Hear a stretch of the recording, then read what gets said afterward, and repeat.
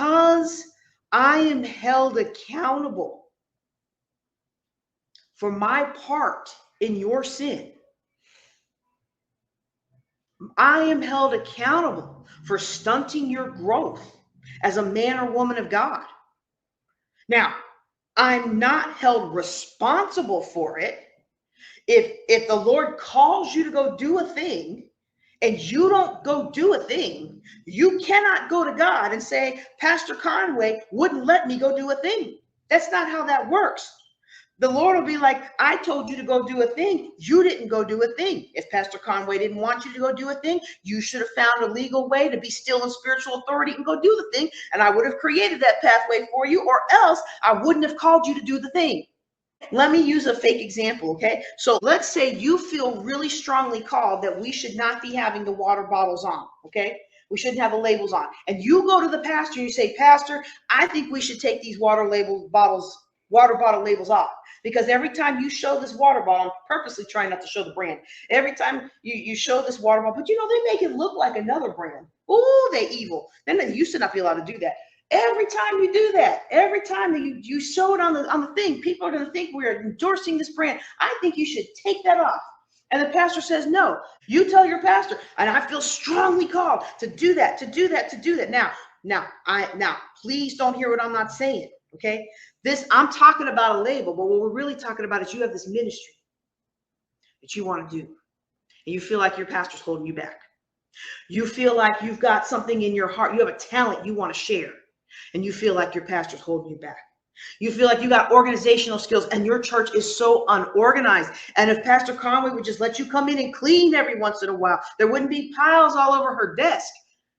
Okay, so I'm using this as an example of something important to the house of God that's on your heart, and you're just so frustrated. When you get to heaven, if God really did put that on your heart, and I'm not going to say he didn't, because I don't like it when people do that, because just because the Lord didn't reveal it to you doesn't mean he didn't reveal it to me. And just because the Lord didn't reveal it to me doesn't mean he didn't reveal it to you. But so I could be like, nope. We are leaving the labels on, because in my mind, I'm thinking that's going to take time and effort, and we hardly ever start on time as it is, and we're just not going to do that. Okay. And you walk away like, she don't ever want to let me take the labels off. She don't want to let me shine. She don't want to let me flow in my label removing ministry. She don't want to let me bless the men and women of God by taking those labels off, and so they can have just a clear thing and not be focused on how the colors don't match her clothes. Like, whatever. The pastor won't let me do this youth ministry because they're just so old fashioned. The pastor won't let me put this on social media because they're just stuck in their old ways. Whatever it is, you get to heaven.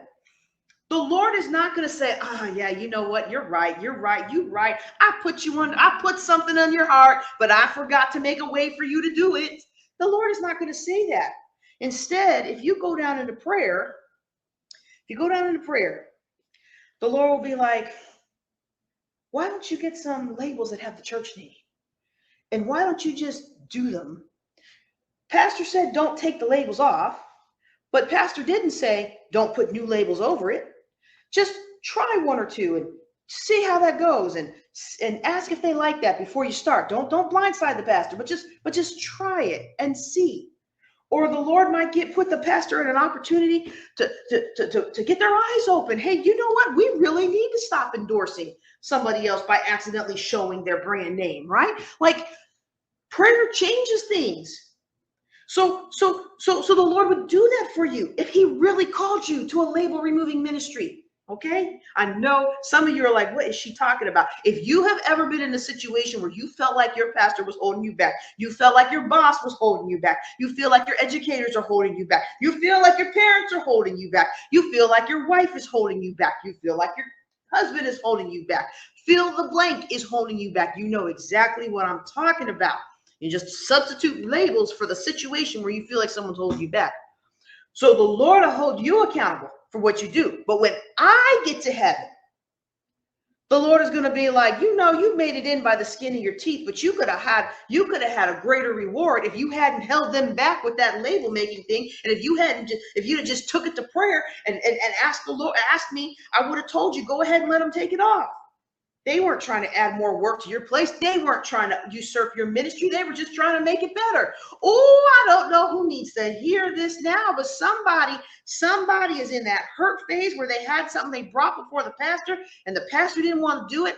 And now you don't want to hear nothing the pastor has to say.